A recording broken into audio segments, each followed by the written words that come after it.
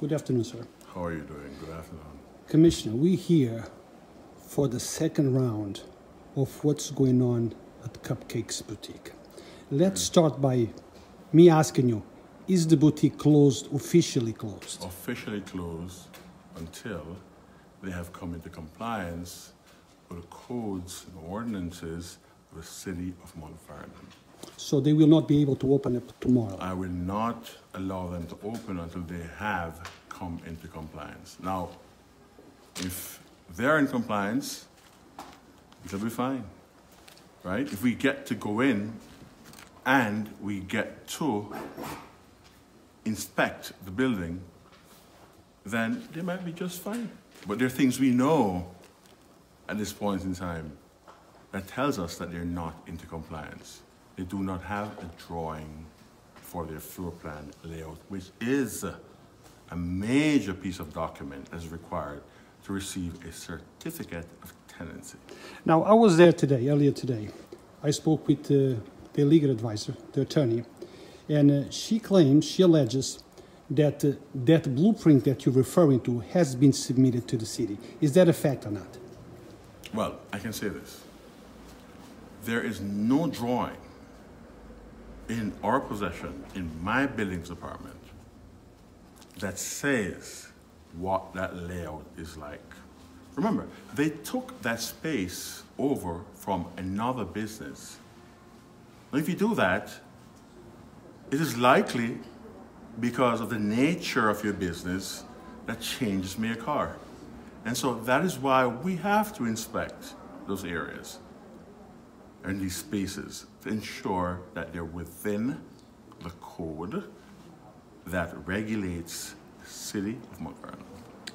Now, Commissioner, tons of people out there are saying that this is more a personal vendetta between the mayor and Mr. Jones, and you are a pawn into this whole thing. Is there any truth to it, or you are just enforcing the laws? Well, I'll say this, right? Letters were sent out to other folks also, right? Other folks were not in compliance at all. As a matter of fact, a barbershop just called me up, and they wrote a letter to me also, asking me when can they make an appointment with me to get a certificate of tenancy. They want to form that partnership that I've spoken about, right, to get it done. People are, for the most part, responsive. It's cheaper and easier to get back into business by doing the right thing. This is not the right thing. And we're talking about a food service establishment. I'm not saying things are horrible there. My point is this, that we need to know what's happening there. Allow my inspectors in to inspect the building. As for the side talk, to me, I want to stick to the facts. The facts are they had 1,385 days to come into compliance. The last time they had a certificate of tenancy that was expired for 2 years. They did not renew it at all. Guess what happened? They came into the office. They were very nice folks. We spoke. And I instructed, using my commissioner's discretion, my staff to waive the fee that they would normally have to pay and gave them another certificate of tenancy. Temporary. Temporary one, right? And this is a letter. Again, in November, that says... November of what year, sir? November of this year, thank you. 2018. Right here, 2018, okay. Saying, the Department of Buildings is following up to inform you that your temporary certificate of occupancy issued on August 6, 2018 will expire on December 6, 2018. It should have been closed on December 6th. But we still gave them that leeway to try and build a relationship with us. And that is why I went through the city council, I went through the owner of the building, and I went through the mother of the owner of the business. We have tried to reach out to these folks. We've tried everything within our power, and now it's time to enforce our codes. Now, Commissioner, just for the education purposes, Yes. tell us what's the difference between those two certificates, occupancy and the tenant, so people understand what is what. Right. So the certificate of occupancy is for the owner of the building that is occupied as a living space. A certificate of tenancy is for a business that is attached to that building. So they're renting that space for a business. You need to have a certificate of tenancy, just as if someone who owns a bar needs a liquor license. This is no new news. The owner, operators know that a certificate of tenancy is required to operate their business. And we have told them, under our codes, Chapter 267, Zoning, Section 49, Article 10, Part B1. We've told them it is illegal to operate past December 6th without partnering with our Department of Buildings to ensure that we can coach them into getting a certificate of tenancy, get all the requirements filled to have one. So, Commissioner, today when you went there this morning or early this afternoon, did you go there to inspect or did you go there to shut down the place? We actually went there because we recognize that they have not complied at all. And so our only recourse is to suspend their operation until they have met the requirements. But Commissioner, you said earlier that you don't know if they met the requirements until you actually inspect the place. But I actually know. They have no drawings that show what their floor plan looks like now that we know of. And this is something that it's not something we made up. It's something every business goes through. Your business has to be inspected. Now, they may have a drawing that existed before. But as I said, it's a different business that they're operating. They took over from another building, another business. And so therefore, you never know what the space might look like now. It's very important for health and safety reasons. What if there's a fire? We have no clue what the inside of the building looks like, really. We can't look at a plan and say, hey, this is what it looks like now. It is regular practice that we do that. Now, the attorney for the other side, she alleges, the attorney, Yes. and also the the owners of the business, that they've been trying to actually speak with you, your department, and perhaps the mayor. But somehow they are not welcome or not allowed to come over and talk to you. Is there any truth to it? There is no truth to that. I have, as I said, even tried to mediate, get someone to mediate, right? I've asked their owner of the building. I've asked city council members who have a good relationship with them to talk with them. I have invited them to my office. I have even given folks applications to give to them. I've provided them with all the tools that they need to get into compliance. They have all the tools. It's been 1,300 or 835 days since they're out of compliance. What happened? I mean, I'm not sure. It's just unbelievable to me. If you value your business, right, we'd expect that you would do everything that you can. You'd allow us to coach you into getting into compliance with the codes and ordinances of the city of Mount Vernon. So that would be my next question, Commissioner. What or why would somebody who invested a large amount of money into a business, because any business requires a certain amount of investment, not to be in compliance and or refuse or not submit what is required of them, and by doing so allowing this situation to happen. Why not just comply? What do you think? What do you think the problem is? They're not complying for the hell of not complying? What I can say is this, that we have issued violations to folks that are similar, in similar situations. And they have come in, and they have done what they had to do to get a certificate of tenancy. I can't speak to why this business has not done so yet. Right? I don't know what's in their mind. I can't speak for them. All I can tell you is that they're warm people. I've spoken with them. I've spoken to them last week. And I told them, this is what you need.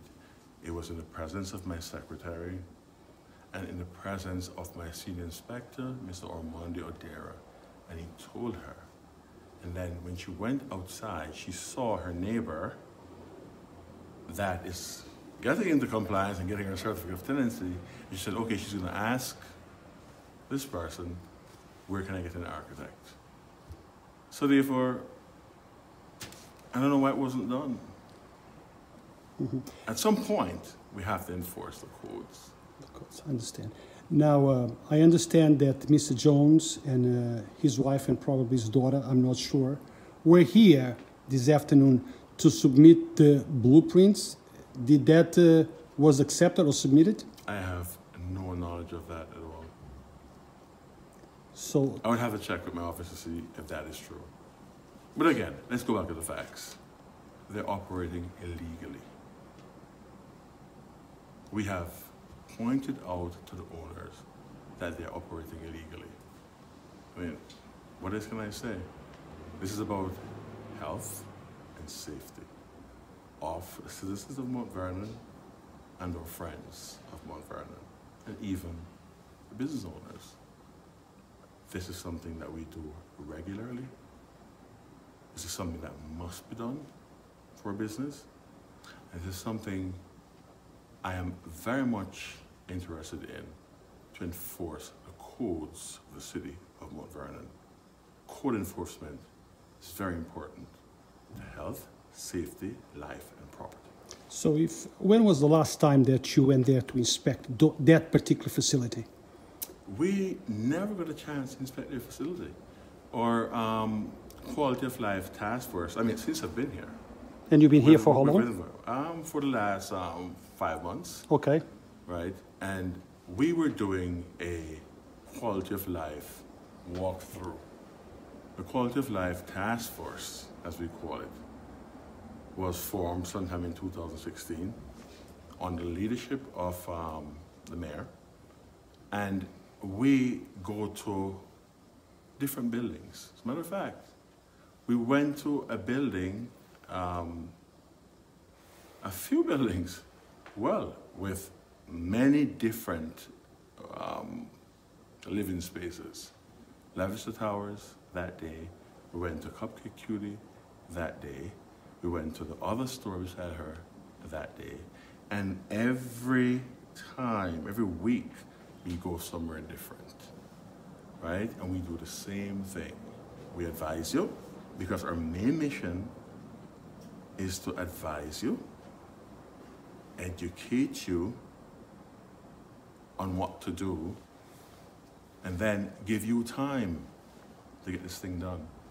It's been 6 months or 5 months since we have informed the owner of this bakery that these are the things that you need to fix in order to get into compliance, right? We need to see a drawing, right? We need to see X, Y, Z. And they've never allowed us to inspect that building.